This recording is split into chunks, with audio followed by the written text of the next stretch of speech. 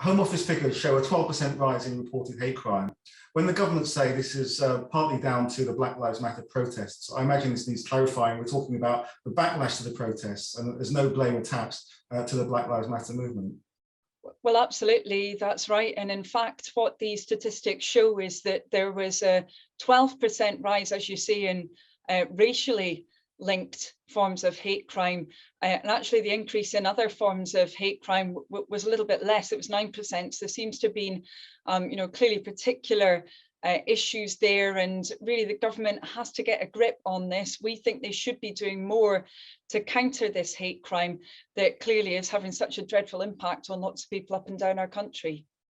And this is not the first spike in hate crime we've seen. What can be done to tackle the underlying causes? You're proposing a Race Equality Act. How will this address the causes of hate crime?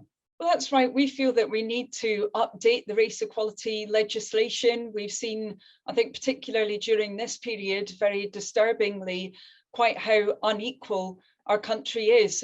Doreen Lawrence's report, An Avoidable Tragedy, has shown how very obviously during the COVID period, we saw the impact of structural racial inequality, both in terms of the health impact, but also in terms of the impact on lots of different communities around stigmatization, as well, and discrimination and prejudice. So there is a lot more that could be done. I mean, just one thing that we would argue government should be doing is providing more guidance, clearer guidance to local authorities around these issues. We think that would help quite a lot.